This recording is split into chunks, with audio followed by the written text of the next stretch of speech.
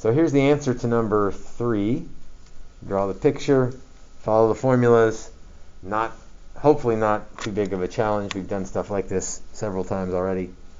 If you want to check the tangent, if you've already got sine and cosine, remember that tangent is also sine over cosine, as long as the arguments are the same.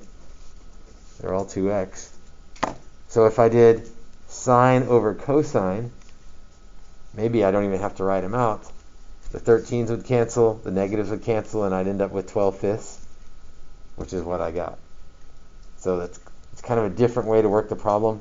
It only works if you already have sine and cosine, but if you do, that means there's 2 ways to get this answer, and you can do it the double angle formula way, or you can do it the sine over cosine way, and it provides a nice check on your answer.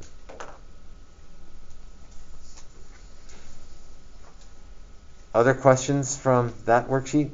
5, 6, or 7? I don't want to do 1, 2, and 4. They're exactly the same as number 3. 5 and 6. 5 and 6. True or false? Tangent of 2x equals sine over cosine. Well, sine over cosine equals tangent of whatever that argument is, so tangent of x. So does tangent of 2x equal tangent of x? I'm going to say probably not. So if it was tangent of 2x equals sine of 2x over cosine of 2x, yeah, that would be true. That's what we were just talking about. You can use that to check.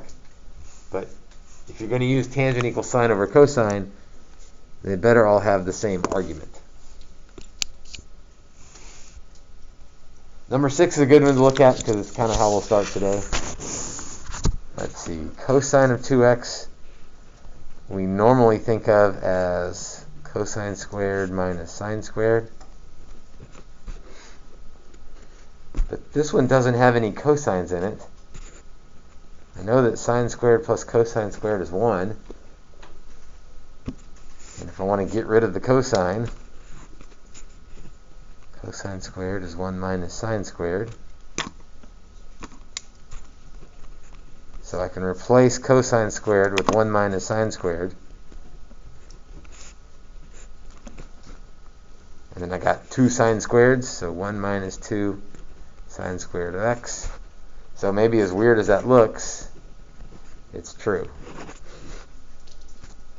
Because of the sine squared plus cosine squared is 1 substitution. So that's a great question to end on because that's going to lead right into what we're going to do today. What if we ended on 7 instead? Okay, we'll look at 7. Find the error, correct it, explain what they did wrong. So cosine of 2x over cosine squared.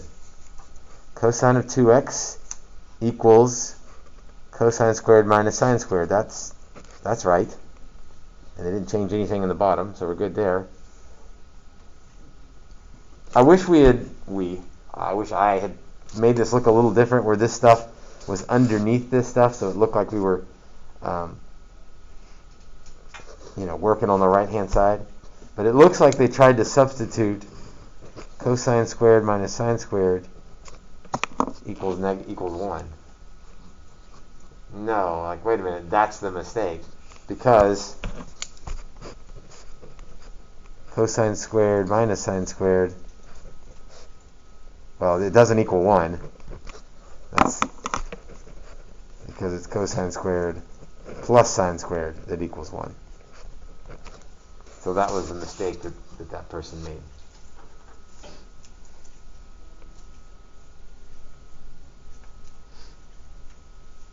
So related to number 6, it's using that cosine squared plus sine squared equals 1 identity.